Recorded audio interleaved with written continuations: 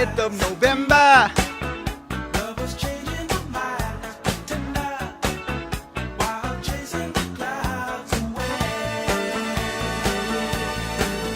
Anarchists unite, dude. It's the 5th of November, dude. Welcome back to the original format of Brian's Book Bastion, back when I had real intros at the beginning of the videos and back when I actually tried to edit. I put November 5th as the deadline to read the graphic novel that I'll be talking about today because I wanted a chance to push myself to add some diversity to all these mini-series that I've been doing with Shakespeare and Edgar Allan Poe. I tried to record it last night so I could get it up today with plenty of time, but as you'll see later on this week, before I started recording that video, my fiance and I did a Tipsy tag together. We got a couple beers. We're about to do the Tipsy Partners Best Friends tag. Let's do it. And by the time I got to the review for this, I was a little too tipsy. But yeah, your Facebook feeds are probably full of your anarchist friends quoting remember the 5th of November, and you may be wondering where that's coming from. Well, that's from the graphic novel we're talking about today, V for Vendetta. I got pretty ranty about the government last night when I was doing my Tipsy review, which who knows if I'll ever try that again. But the thing is I did mean to read this graphic novel for a really long time. I had read some Allan Moore over the summer when I read Watchmen, and I knew that this was another classic of his, and I thought that Watchmen was 10 out of 10, a masterpiece. And so I decided to give this a shot at some point, again with that deadline of November 5th, to really add some meta to Brian's Book Bastion, and I'll have to say that V for Vendetta really does reach a lot of those heights, maybe not to the same highs as Watchmen, but it's pretty close. I'll keep it simple to not get too ranty here about the governments, but I'll do a little bit of comparisons and talk about a few things I liked in this graphic novel because it was kind of a whirlwind overall. I read it in just a day, and it got pretty dark and had me thinking some dark thoughts, but I think that a lot of these different ideas are necessary to think about, especially in today's political climate. V for Vendetta is set in the 1990s in a dystopian United Kingdom society. It's taking place after some nuclear war events of the 1980s, and a fascist government has taken control because of these events from the previous decade. And they don't even try to hide that that's what they are. They have various branches of the government that are named things like the eyes to watch the society at all times and the ears to listen in at all times. Sometimes it sounds eerily similar to a lot of reports that we hear coming out today, but just like with Watchmen, Allan Moore writes a lot of characters that don't really have any moral center. Of course, they do have strong morals like the main character V, but I felt some confliction when I was looking into his character a little bit deeper. Of course, he is trying to get rid of this fascist government, but he is a huge proponent for anarchy, and the way he goes about carrying out his plans, it starts to borderline on terrorism because he has this Guy Fawkes mask which echoes what the real Guy Fawkes did in around the 1600s, I believe, where he tried to blow up these English government buildings.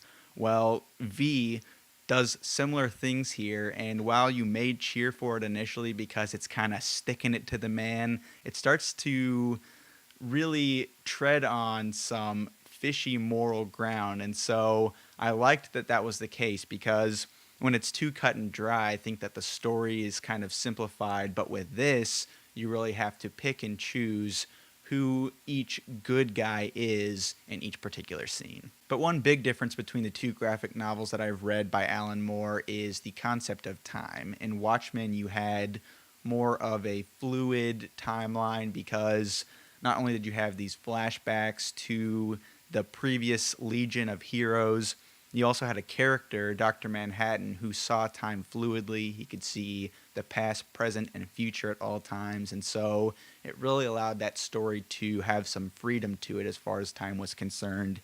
Here, it's split into 3 parts, and it really is a linear timeline, and I think it's better because of it. The story really needs that linearity to it because V has a very specific plan, and it just needs to follow that trajectory to the end. But that was a big difference, and I think because Watchmen touched on a lot of these existentialist ideas, I thought that that was a really cool way to touch on that because of characters like Dr. Manhattan, and it might reach heights because of that, but I think that that might come down to personal preference, because V for Vendetta is more grounded in societies that we could foresee taking place at any point in our lifetimes, as opposed to in Watchmen, you have a superhuman that's not quite as realistic. So I think it really comes down to the preference of the reader.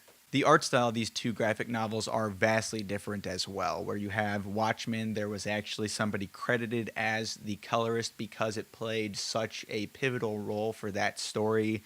Here it takes more of a pulp style. The colors are more subdued.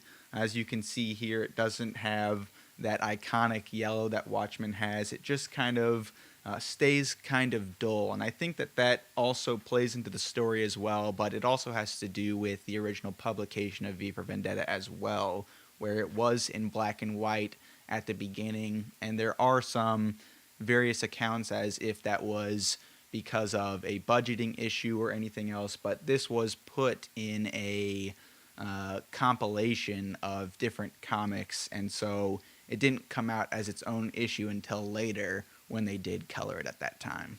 But like I said, I think it does kind of play into the story of this graphic novel as well, because in this fascist society, everything is kind of doled out. Everything goes exactly according to this government's plan.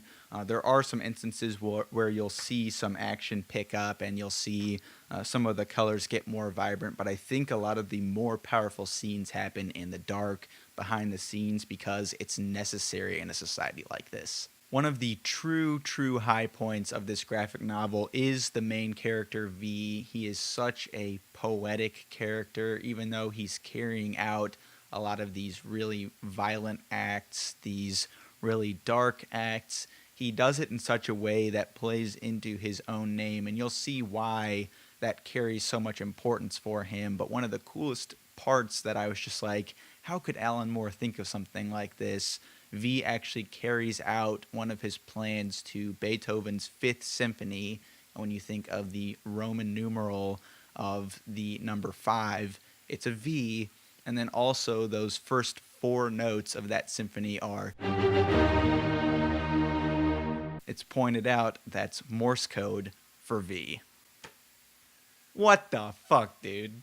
And even though the story is linear here, there are some parts that will take you completely by surprise. I had some that I just looked up and was like, did that really just happen? Am I understanding this correctly? It was quite thrilling all the way through, and I think that the very end is pretty satisfying as well, diving into a lot of these philosophical ideas of not only V, but the different government ideas as well. I think it's just a lot that you can chew on after the graphic novel is over, and I think that that is something that I always look for in anything that I read. And so if you're willing to take the dive into the deep, dark depths, V for Vendetta will be for you. Thanks for joining me on this beautiful 5th of November. Keep your eye out later this week for that Tipsy tag with my fiance, and as always, I'll see you on Friday for the next Shake Tube. Thanks for watching. See you soon.